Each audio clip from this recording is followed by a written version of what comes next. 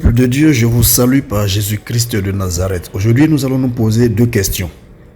Premièrement, quel est le nom original de Jésus? Il faut savoir que dans les traductions du Nouveau Testament en hébreu, le nom Jésus est traduit par Yeshua. C'est la forme qui est souvent employée. Le nom Yeshua est aussi utilisé dans des textes historiques d'hébreux israélites pour parler d'autres Yoshua qui sont mentionnés dans les textes en grec. Ce qui veut dire que dans ces textes anciens, il y a plusieurs Yeshua qui sont mentionnés. Deuxièmement, pourquoi parfois nos prières n'aboutissent pas quand nous invoquons le nom de Jésus? Il faut savoir que pour avoir des résultats concrets pendant nos prières, il faut s'adresser au bon Jésus, c'est-à-dire celui qui peut nous apporter la solution à notre problème. Évidemment, si on parle de bon Jésus, ça veut dire qu'il y a des Jésus qui ne sont pas les bons. Et tout cela veut dire qu'il y a plusieurs Jésus. À partir donc des traductions juives et après recoupement des textes grecs anciens, nous avons trouvé 5 Jésus dans l'histoire de la Bible. Et oui, bien aimé, il y a 5 Jésus qui sont mentionnés dans l'histoire biblique. Il faut donc invoquer le bon Jésus si on veut avoir des solutions à nos prières. Nous allons vous présenter les 5 Jésus de l'histoire de la Bible. Commençons déjà par le premier, mais avant, n'oubliez pas de vous abonner à la chaîne et de cliquer sur la cloche de notification pour ne pas rater la suite de nos enseignements. Bon visionnage.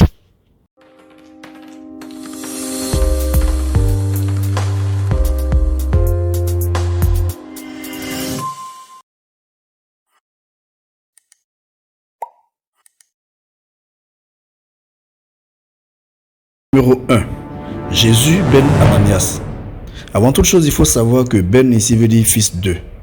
Jésus ben Ananias, qu'on peut également appeler Jésus fils d'Ananias, est un personnage qui apparaît comme l'un des grands présages qui annonçait la chute de Jérusalem et la destruction du temple après la défaite de la révolte juive dans les années 70.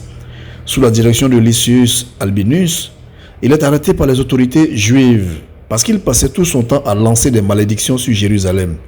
Albinus donc le fait flageller, c'est-à-dire qu'on l'arrête et on le chicote violemment, puis on le libère. Il est tué lors du siège de Jérusalem. Alors à ce propos, il faut remarquer qu'il y a un ouvrage très célèbre dont le titre est La guerre des Juifs. Il a été écrit par un historiographe juif et romain appelé Flavius Joseph qui parle de ce Jésus ben Ananias. L'ouvrage est un récit écrit en 7 livres. Il traite de la période donc partant de l'intervention d'Antiochos IV Épiphane en Judée en 175 avant Jésus-Christ, jusqu'à la chute de Massada en 74 après Jésus-Christ. L'essentiel du récit porte sur la première guerre judéo-romaine. Le texte original a été rédigé par Joseph en araméen pour la communauté judéenne de Mésopotamie et a été édité en grande partie entre 66 et 73 après Jésus-Christ. À travers cet ouvrage, donc, Flavius Joseph informait les Juifs de l'époque de l'existence et des œuvres de ce Jésus ben Ananias. Dans la vidéo qui va suivre, nous vous proposons un extrait de cet ouvrage qui mentionne Jésus ben Ananias.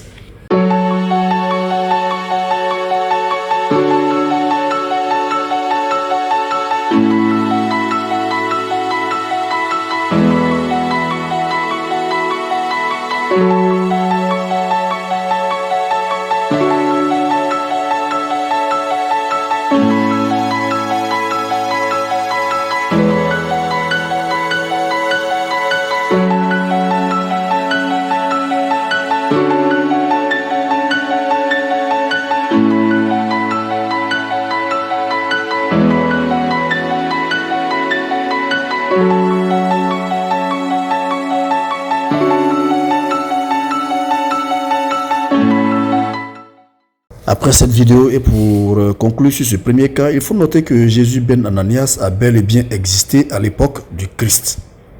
Un historien des religions, très exégète et très célèbre, appelé Pierre-Antoine Bernheim, a noté un certain nombre de similarités intéressantes entre Jésus ben Ananias et Jésus de Nazareth. En effet, tous deux ont prophétisé la destruction du temple, tous deux ont été arrêtés et interrogés par des notables juifs avant d'être conduits devant le gouverneur. Toutefois, l'auteur fait remarquer que Jésus ben Ananias n'a pas été mis à mort alors que le Christ a été crucifié.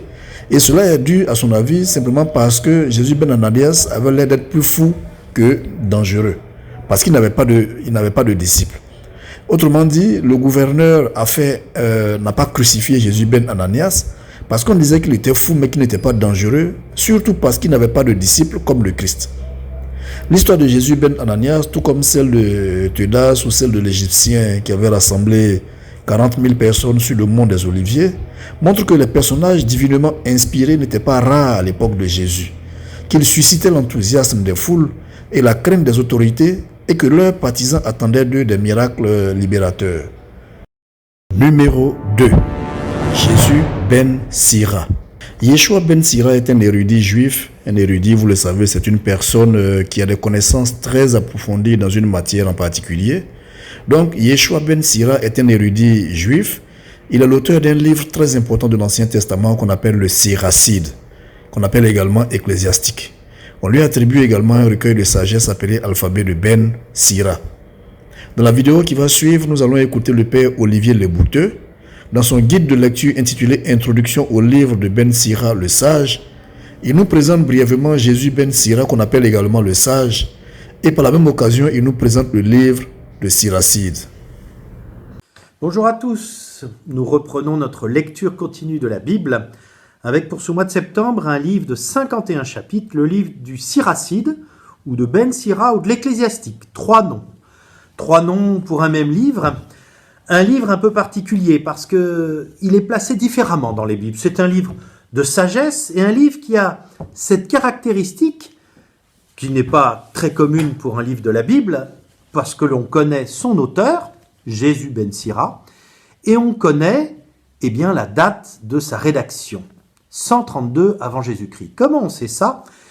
Parce qu'il a été traduit de l'hébreu en grec et le traducteur a pris soin de rédiger un prologue que nous lirons samedi, qui est juste avant le livre et qui situe la date de la rédaction par rapport à la date de règne du souverain à l'époque. Il a donc été assez facile de se rendre compte qu'en 132 avant Jésus-Christ, ce livre avait été traduit par le petit-fils de l'auteur, donc livre rédigé en hébreu en 180 avant Jésus-Christ. Donc 2e siècle, c'est un livre assez tardif. Comme tous les livres de sagesse, il compile un certain nombre de petits proverbes, de maximes, de choses, vous verrez, qui semblent un peu parfois en décalage et qui nous feraient sourire aujourd'hui, mais qui étaient comme un manuel de savoir-vivre, un manuel d'éducation. Et dans ce manuel, il y a toute une partie où il y a toute une grande fresque historique, comme pour relire toute l'histoire sainte. On voit que c'est un livre qui est une bonne porte d'entrée dans la Bible. C'est d'ailleurs pour cela souvent que la lecture de la Bible commence par ce livre de l'Ecclésiastique. Ce titre même, ce nom même de l'Ecclésiastique avait été attribué à ce livre parce qu'il était justement donné pour commencer à lire la Bible avec des choses finalement assez simples, des phrases que l'on peut comprendre, des concepts qui ne sont pas trop compliqués, des lieux, des temps qui sont assez universels, puisqu'il s'agit de la sagesse. Et puis, toute cette grande histoire qui est comme un peu un résumé de la Bible. Finalement, si on n'avait qu'un seul livre à emporter dans toute la Bible, ce serait peut-être ce livre-là. Il y aura d'autres petites vidéos comme ça pour présenter quelques passages, pour mettre un petit peu un focus sur quelques passages de ce livre du Siracide. Pour le moment, il suffit de lire jour après jour ce que ce livre dit de la sagesse, ce qu'il dit des mœurs, de la façon de vivre, des relations avec les autres. Plein de conseils de sagesse qui sont toujours très actuels. Alors, bonne lecture. Numéro 3. Jésus, fils d'Éliézer. Jésus, fils d'Éliézer, est un lointain ancêtre de Jésus de Nazareth qui est cité dans le texte de Luc, chapitre 3, au verset 29, c'est-à-dire dans le Nouveau Testament, et donc qui est cité dans la Bible.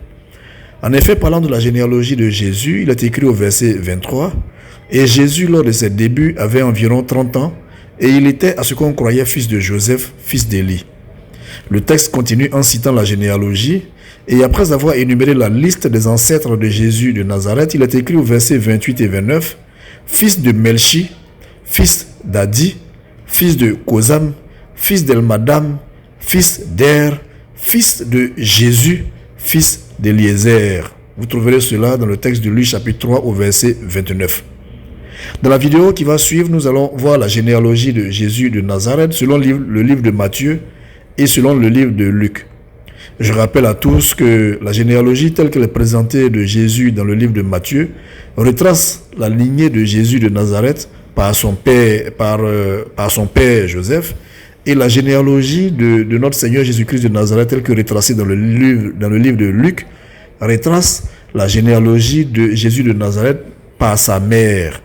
Donc en retraçant la généalogie de Jésus de Nazareth par sa mère, c'est-à-dire selon le livre de Luc, il va apparaître un certain Eliezer qui a eu un fils qui s'appelait Jésus. Je vous laisse suivre la vidéo.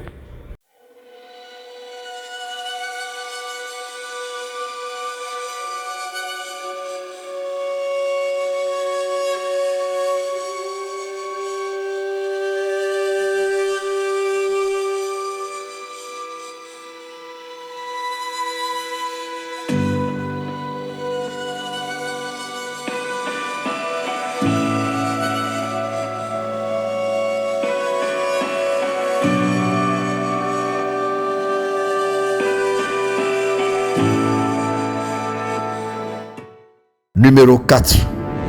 Par Jésus. Il faut savoir que quand on parle de Bar Jésus, on parle de Elimas. Elimas qui veut dire le sage. Son surnom donc est Bar Jésus, ce qui veut dire fils de Jésus. Et on le présente comme un magicien ou un sorcier juif qui est mentionné dans le livre de Actes des Apôtres, chapitre 13, à partir du verset 6, dans le Nouveau Testament, c'est-à-dire dans la Bible. Et dans ce texte, on dit que, arrivé à Paphos, en Chypre, Paul de Tarse et Saint Barnabé se heurtent à l'opposition d'Elimas, qualifié de magicien et faux prophète juif. Et cela s'est produit lorsque Sergius Paulus, qui était le proconsul romain à cette époque-là, leur a demandé de venir lui parler de Jésus. Alors, il faut que je vous explique pour que vous compreniez bien. C'est-à-dire que les disciples du Christ, de Jésus de Nazareth, ont été sollicités par le proconsul romain pour lui parler de Jésus de Nazareth. Et quand eux, ils arrivent devant le proconsul romain, il y a déjà un autre Jésus qui est là, mais qui lui s'appelle Elimas, qu'on appelle Bar Jésus, mais qui lui c'est un magicien. Et il a voulu les empêcher d'avoir accès au proconsul pour lui parler de Jésus de Nazareth. Ce qui suppose que lorsque vous invoquez Jésus, si vous n'avez pas précisé de Jésus de Nazareth, le faux magicien, le faux Jésus, Bar Jésus peut se présenter et il va vous empêcher d'avoir accès au vrai Jésus. L'histoire dit que Paul a déclaré qu'en conséquence, Dieu a décidé de rendre Elimas temporairement aveugle.